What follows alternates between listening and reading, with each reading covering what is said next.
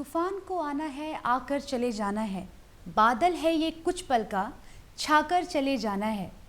परछाइयाँ रह जाती है निशानी, जिंदगी और कुछ भी नहीं है, बस तेरी मेरी कहानी। नमस्कार दर्शकों, बिहार थिएटर में स्वागत है आप सभी का और मैं हूँ आकांक्षा।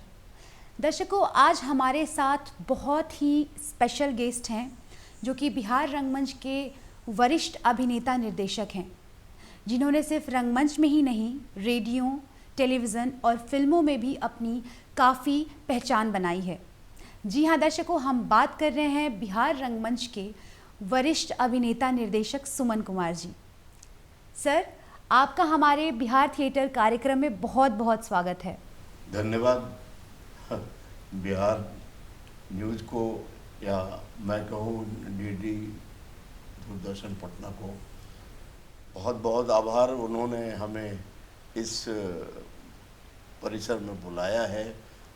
आप पटना के एक गांव में जन्मे, फिर बेगूसराय जैसे छोटे शहर में पढ़ाई लिखाई की और वकालत की डिग्री भी हासिल की।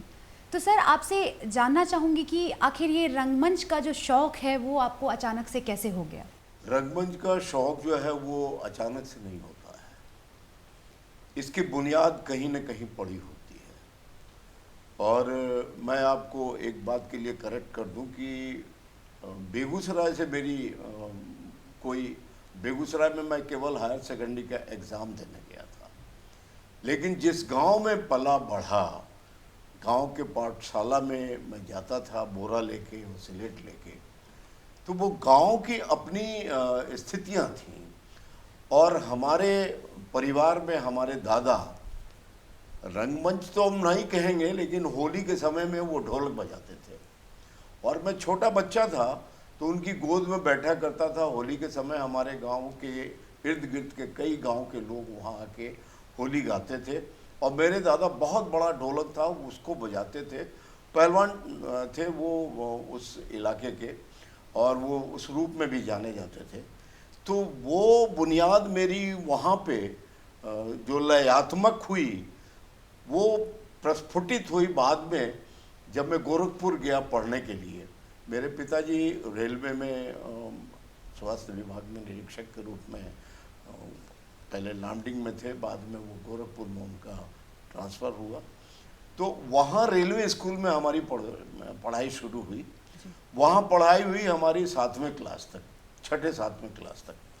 वहाँ से पढ़कर मैं फिर बरौनी आया और बरौनी में हमें फिर क्वार्टर मिला और उसमें RKC चमरिया स्कूल है बरौनी में, तो वहाँ से मैंने हायर सेकेंडरी किया।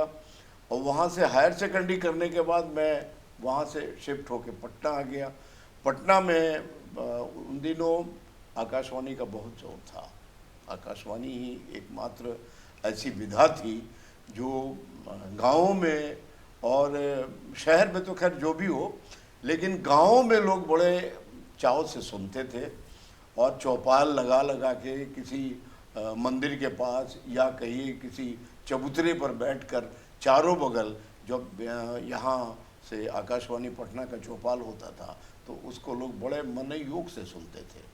तो रेडियो का जो अपना एक नेटवर्क है वो बहुत ज़बरदस्त था। मैं 66 में आकाशवाणी पटना के परिसर में हमने प्रवेश लिया और 66 में मैं नाटक वॉइस के रूप में सेलेक्ट हुआ। तो जब स्वर परीक्षा में पास हो गया नाटक वाले में, तो नाटक वाले में मेरी वहाँ मैं देखता था अनाउंसमेंट करते हुए लोगों को, अनाउंसर लोगों को बाहर निकलते थे तो बड़ी उनकी आवभगत होती थी, बड़ी इज्जत से लोग पेश आते थे। तो मेरा भी शौक़ ये था, मैं थिएटर में तो उसके बाद आके घुसा यहाँ पटना में। 68 के बाद से लगातार मैं यहाँ रंगमंच करता रहा, लेकिन उससे पहले मेरी बुनियाद गढ़ाना रेलवे इंस्टीट्यूट में पड़ी थी और वहाँ हमने छोटे मोटे स्तर पर ही एक इंस्टीट्यूट का परिसर वहाँ डेवलप किया गया था। उस परिसर में हमने कुंवर सिंह नाटक का मंचन करवाया। तो वो जो कीड़ा मुझे लगा था उस समय, उन दिनों मैं हायर सेकेंडरी में पढ़ता था, तो हायर सेकेंडरी अभी पास नहीं हुआ था मैं, लेकिन हम लोग, हमारे कुछ मित्र थे जो क्वार्टर में इर्द गिर्द हमारे रहते थे। सारे लोग तो क्वार्टर में ही रहते थे, वहाँ रेलवे वाले जितने स्टाफ थे। तो हम ही लोगों ने मिलके उस इंस्टीट्यूट में सबसे पहले वो नाटक हमने मंचन करवाया। वो था कुंवर सिंह, और उसमें बूढ़े आदमी की भूमिका करने के लिए चैलेंज था। मैं तो 15 साल 16 साल का युवा ही था उस समय। तो हुआ कि हरे कृष्ण सिंह की भूमिका उसमें बूढ़े की है, और कुंवर सिंह की भूमिका हमारे मित्र है जो मेरे स्कूल में मेरे साथ थे, जोगिंदर, उन्होंने कुंवर की भूमिका निभाई और मैंने हरे कृष्ण सिंह की उस बूढ़े आदमी की भूमिका निभाई।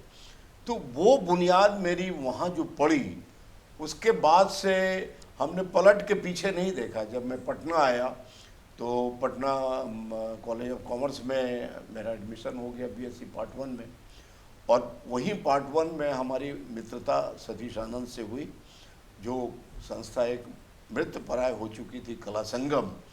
वो संस्था को पुनर्जन्म हम लोगों ने दिया, और उसके बाद से यहाँ मंचन शुरू कर दिया। आपने अपनी करियर की शुरुआत आकाशवाणी में उद्घोषक के रूप में की है, तो जाहिर सी बात है कि उस समय रेडियो का काफ़ी क्रेज़ था।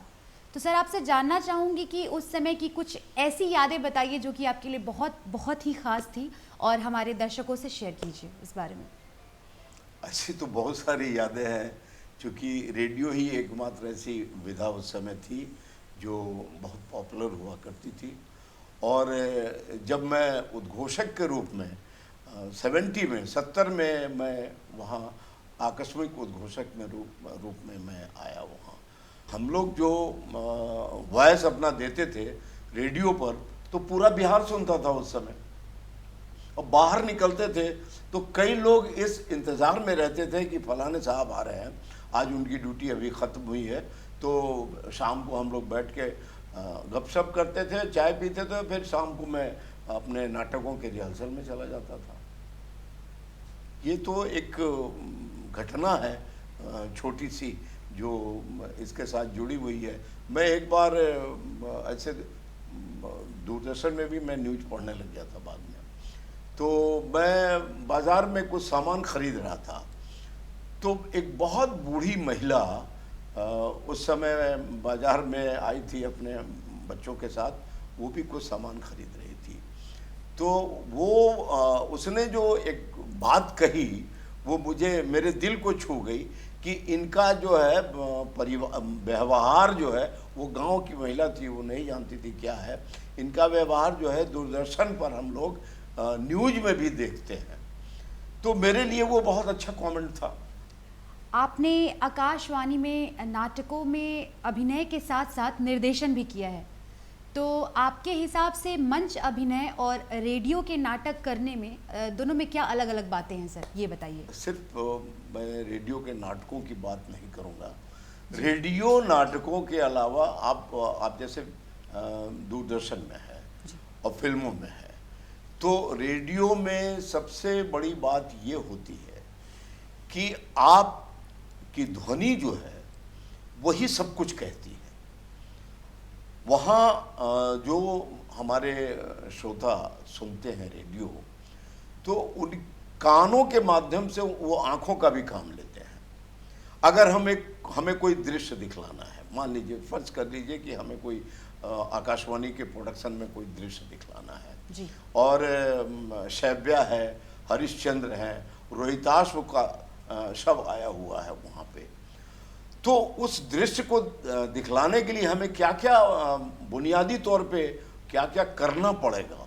सबसे बड़ी बात कि वो शमशान लगे, इसकी ध्वनि हमें कहीं से उपलब्ध करानी होगी, और चीख पुकार रोना गाना ये सारा कुछ होता रहेगा, तभी ना ये क्रिएट होगा कि हाँ ये एक शमशान है और वहाँ पे लोग जो हैं। तो ये रेडियो जो है, रेडियो का ऐसा माध्यम है कि रेडियो के जो दर्शक श्रोता होते हैं, वो श्रोता हमेशा कानों के माध्यम से आँखों का भी काम लेते हैं, और तब वो सुनते हैं और उसको बुनते हैं, क्योंकि ये सारी प्रक्रिया चलती है। अब रही बात दूरदर्शन में आते हैं, तो दूरदर्शन में अगर आ रहे हैं आप, दूरदर्शन में हैं, तो आदमी दूरदर्शन में अपने से छोटा नज़र आता है। वहीं अगर आप फिल्मों में चले जाएंगे तो आदमी अपने से बहुत बड़ा नजर आता है, क्योंकि तीनों की जो काम करने का ये है व्यवहार है, वो तीनों का अलग अलग होता है। दूरदर्शन में कोई काम कर रहे हैं तो आपकी ज़्यादा कोशिश ये होगी कि बहुत ज़्यादा अपने आप को स्प्रेड न करके आप अपने लिप्स के द्वारा, अपने लिप्स मूवमेंट के द्वारा, आप अगर टाइट क्लोजअप लगा हुआ है तो आप बड़ी मुश्किल होगी आपको इधर उधर मूव करने के लिए, आप नहीं मूव कर सकते हैं। आपको बोलना होगा वैसे ही बोलना होगा जैसे आप बोलते हैं, लेकिन बहुत सहजता के साथ बोलना होगा। अगर मंच पे हमें बोलना है, किसी उसी भाषा का इस्तेमाल करना है, तो मंच पे तो हमारे लिए दूरी बहुत हो जाती है और दर्शक हमारे सामने बैठे होते हैं, तो दर्शकों का रिएक्शन तब मिलेगा ना जब हम उनके लाइव कोई चीज़ परोसेंगे और उनके कानों तक वो आवाज़ जाएगी, तभी ना दर्शक हमारी ओर आकर्षित होंगे। लेकिन फिल्मों इसमें क्या है कि हम दूरदर्शन में रीटेक कर लेते हैं, कई रीटेक कर सकते हैं, 10-20 जितनी चाहे हम रीटेक करके अपना काम कर लेते हैं। लेकिन मंच पे हमारा कोई रीटेक नहीं होता, वन टेक होता है। मंच पे अगर आप एक बार अभिनेता प्रवेश कर गया तो वो एक बार में उसको उसके बाद अपने डायलॉग डिलीवरी देनी है, उसके बाद क्या मूवमेंट्स हैं, सारा कुछ है, ये करके ही निकलना है। फिल्मों के साथ भी यही है। फिल्मों में भी अब मैं कुछ दिन मुंबई में रहा तो हमें देखने का मौका मिला लोगों को कि कैसे लोग काम करते हैं। मैंने डिस्कवरी ऑफ इंडिया, भीख भवानी, मिर्ज़ा गालिब सब में काम किया है। तो श्याम बेनेगल जी से मेरी मुलाकात हुई थी। बिहार के ही एक थे सज्जन जो टाइम्स ऑफ इंडिया में स्पेशल कॉरेस्पॉन्डेंट थे। उस समय एक घटना घटी थी भागलपुर में, उसकी रिपोर्टिंग बड़ी ज़बरदस्त हुई थी, तो वो इत्तेफाक से हमको मिल गए वहाँ। और वहाँ जब मिले वो, तो उन्होंने हमको इंट्रोड्यूस कराया कि ये थिएटर का लड़का है और ये पटना से आया है, पटना आकाशवाणी में भी काम करता है, लेकिन यहाँ मुंबई में स्ट्रगल करने के लिए आया है कि ये काम करना चाहता है दूरदर्शन पर। तो उससे उनसे मेरी बातचीत हुई। उसके बाद मुझे बुलाया गया टेस्ट के लिए, तो वहाँ हमने बहुत अच्छा पढ़ा तो सिलेक्ट भी हो गया। तो वो डिस्कवरी ऑफ इंडिया में जो मैंने 4 एपिसोड में काम किया है, अशोका द ग्रेट में और मोहम्मद गोरी वाले में, तो दोनों के 2-2 एपिसोड थे। आपने रंगमंच के कई नाटकों में अभिनय किया है। बिल्कुल। तो आपसे जानना चाहूँगी कि आपके द्वारा निभाए गए किरदारों में से आपका सबसे करीबी कैरेक्टर जो आपने निभाया है आज तक, वो कौन सा है, इसके बारे में बताइए। मैं सच कहूँ तो सबसे करीब मेरे जो है अजातशत्रु है, और अजातशत्रु की भूमिका करने के बाद ही यहाँ के रंगमंच में एक बहुत बड़ा तहलका आया। मुझे सम्राट के नाम से संबोधित किया जाने लगा। उसमें एक दृश्य है अजातशत्रु अम्बपाली नाटक में, जो अम्बपाली वाला तो बहुत लंबा सीक्वेंस हो जाएगा, मैं एक छोटा सा ये बता रहा हूँ कि सुनीद जो है उसका मित्र है, और सुनीद ये व्यंग करता है कि सम्राट क्या ये दर्प की वाणी नहीं है।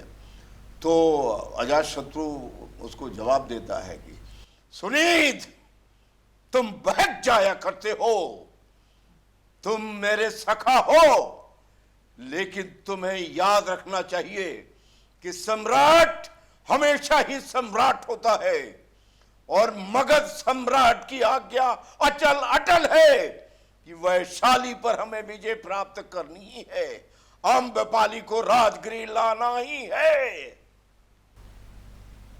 ये छोटी सी भूमिका है जी। छोटी नहीं, अजातशत्रु की भूमिका तो बहुत बड़ी थी, पूरे नाटक में वो अम्बपाली नाटक में था, लेकिन ये छोटा एक हमने कहा। उस आषाढ़ का एक दिन नाटक में भी हमने एक बहुत महती भूमिका की थी। चना कि आषाढ़ के एक दिन में एज ए निर्देशक भी मैंने बाद में काम किया, लेकिन एज ए एक्टर मैंने आषाढ़ के एक दिन में एक विलोम की भूमिका की थी, और विलोम की भूमिका अद्भुत भूमिका थी। वो मेरे जीवन की मतलब सर्वोत्तम भूमिकाओं में से एक है विलोम की भूमिका। वो आता है लास्ट में, बाद में आता है जब कालिदास आया हुआ है मल्लिका से मिलने के लिए, तो वो आता है और पूरी तरह से भीगा हुआ है, तो आके और वो डायलॉग अपने डिलीवर करता है, भीगे दिल में फिसल कर गिरे और गिरे खाई में। भैया विलोम, कितनी बार कहा है कि ऐसे मत चला करो। अरे ये कौन है? शक्ल तो पहचानी हुई सी लग रही है। कालिदास तुम? आओ, गले नहीं मिलोगे? मेरा शरीर मैला है इसीलिए, या कि तुम मुझी से घृणा करते हो? आपने बहुत से नाट्य प्रतियोगिताओं में जज की भूमिका निभाई है, तो आपके हिसाब से एक अच्छा अभिनेता बनने के लिए एक एक्टर में क्या क्या गुण होने चाहिए? देखिए, बात यह है आकांक्षा की, जज की भूमिका जो होती है ना, वो एक तरह से कसौटी होती है जी। नाटक की कसौटी होती है। हमने अभी यूनिवर्सिटी में भी जजमेंट किया था, मगध यूनिवर्सिटी का हुआ था, तो उसमें भी हम जज के रूप में गए थे। तो उस समय ज़्यादातर लोगों को देखा हमने कि अंधेर नगरी चौपट राजा कर रहे हैं, और कई कई विधाओं में नाटक कर रहे थे लोग। लेकिन हमको आरा की एक टीम थी, जो वो भी मगध यूनिवर्सिटी से ही उनका संबंध है, तो आरा की टीम थी, उसमें बहुत अच्छी प्रस्तुति उन लोगों ने की, जिसमें म्यूजिकल बनाया था उसने इसको, अंधेर नगरी चौपट राजा को। अंधेर नगरी चौपट राजा अपने आप में एक बहुत महान स्क्रिप्ट है। आप सच पूछिए तो शकुंतला और ये जो है अंधेर नगरी चौपट राजा एक ज़माने में उस पीरियड को रिप्रेजेंट करते हैं ये। तो उस स्क्रिप्ट पे हमने जब जज की भूमिका में हम लोग जब बैठे हुए थे, हमारे पैनल में 2-3 लोग और थे, 2 लोग और थे, तो हमको ये निर्णय लेना होता है कि नाटक तो बहुत हुए, नाटक तो 10 नाटक हुए, अब 10 नाटक में बेहतरीन नाटक कौन है? तो हम पॉइंट वाइज नोट करते हैं कि इसके डायलॉग डिलीवरी कैसी थी, इसके कॉस्ट्यूम कैसे थे, इसकी सेट डिजाइनिंग क्या थी, इसमें क्या क्या अच्छे गुण थे। तो इन सब पर हम लोग नंबर डालते हैं, और उन नंबरों में जो सर्वश्रेष्ठ जिनका नंबर आता है वो फर्स्ट करते हैं जी। तो जज की भूमिका कोई आसान भूमिका नहीं होती है। कोई नाटक करने वाला ही आदमी जो जज के रूप में बैठा हुआ है, तो वो देखता रहता है कि कौन एक्टर बहुत बढ़िया कर रहा है, बेस्ट एक्ट्रेस, बेस्ट एक्टर, ये सब अवार्ड दिए जाते हैं ना, तो उसको बहुत करीने से सजाना पड़ता है। और मैं तो समझता हूँ कि वो डिफ़िकल्ट भूमिका होती है, बहुत सहज नहीं होती है। बिल्कुल। थिएटर से जो दर्शक हैं वो दूर होते जा रहे हैं, तो इसकी कोई मुख्य वजह बताइए। थिएटर से दर्शक दूर होते जा रहे हैं, ये मैं नहीं मानूंगा। ये इसलिए नहीं मानूंगा कि हम जब भी नाटक करते हैं तो हाउसफुल रहता है। अभी तो इस पीरियड में हमें आदेश मिलता है कि एक सीट छोड़ के लोगों को बैठाना है। दर्शक आते हैं, दर्शक उसके पास आते हैं जब उनको मालूम है कि कौन सा नाटक हो रहा है, इसका निर्देशक कौन है, और नाटक हमें क्या मैसेज देगा, क्या कन्वे करेगा। तो ये जो हम मैसेज ओरिएंटेड कोई नाटक करते हैं, अगर हम कॉमेडी करते हैं तो कॉमेडी की तरह ही हास्य नाट्य महोत्सव मैं करता हूँ, ऐतिहासिक नाट्य महोत्सव में मैं करता हूँ हर साल करीब करीब। तो अब इसमें हमें जज करना होता है कि किस नाटक में हमें क्या करना है। तो दर्शक दूर नहीं है, दर्शक हैं हमारे पास, लेकिन दर्शकों को अगर आप अच्छी चीज़ परोसोगे तो वो ज़रूर आएंगे आपके पास देखने के लिए। और टिकट कटा के, टिकट का जो यहाँ पटना में अभी वो सिस्टम बहुत लागू नहीं हुआ है, क्योंकि हम मुफ्त में भी दिखाते हैं तो हॉल तो फुल हो जाता है, लेकिन टिकट अगर लगा देंगे तो हो सकता है कि 20% या 30% लोग प्रवेश करें। तो ये दूरी नहीं है, मैं कहता हूँ जो नाटक अच्छा होगा तो उसके दर्शक होंगे, और निश्चित रूप से होंगे दर्शक, वो नहीं भागने वाले हैं, देखते हैं और उनको उनका जुड़ाव भी होता है। क्योंकि जब हम ऑडियंस से बात करते हैं, जब एक्टर मंच पे है, वो ऑडियंस से इंटरेक्शन में आता है, जब किसी ऐसे डायलॉग को बोल रहा है, उसके साथ दर्शकों का रिएक्शन आता है, तालियां बजती हैं, तो और वो उत्साह में आ जाता है और अच्छे अच्छे अभिनय करने लगता है। आपके कार्य के लिए आपको बहुत सारे अवार्ड मिले हैं सर, और बिहार सरकार ने भी आपके आजीवन योगदान को रंगमंच के तरफ देखते हुए आपको भिखारी ठाकुर सम्मान से सम्मानित किया है। तो इस खास पल को आप किस तरीके से याद करते हैं, ये हमारे दर्शकों को बताएं। देखिए, भिखारी ठाकुर सम्मान के लिए तो मैं बिहार सरकार का बहुत ऋणी रहूँगा, क्योंकि मुझे ये सम्मान मिला। मैंने वो बात छोड़ी, जब मैं गांव में था तो मैंने भिखारी ठाकुर को गाते बजाते हुए देखा है, और मेरे लिए वो बड़े गौरव की बात है कि मुझे बिहार सरकार ने भिखारी ठाकुर वरिष्ठ सम्मान से सम्मानित किया।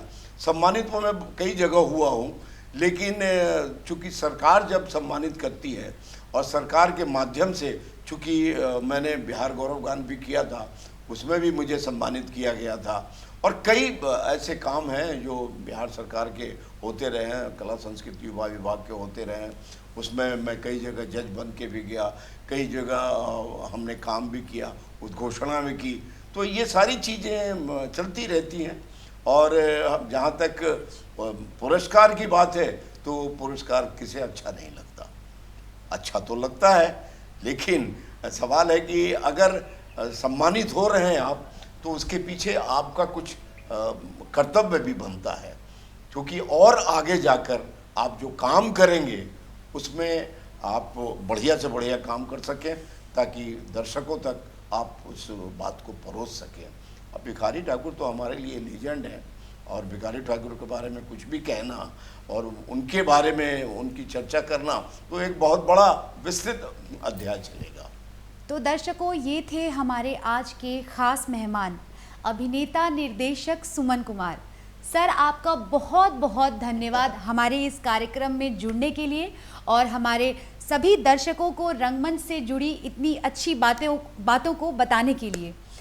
तो दर्शकों, आशा करती हूँ कि आप सभी को ये कार्यक्रम बहुत अच्छा लगा होगा और आपको भी बहुत कुछ सीखने और समझने का मौका मिला होगा।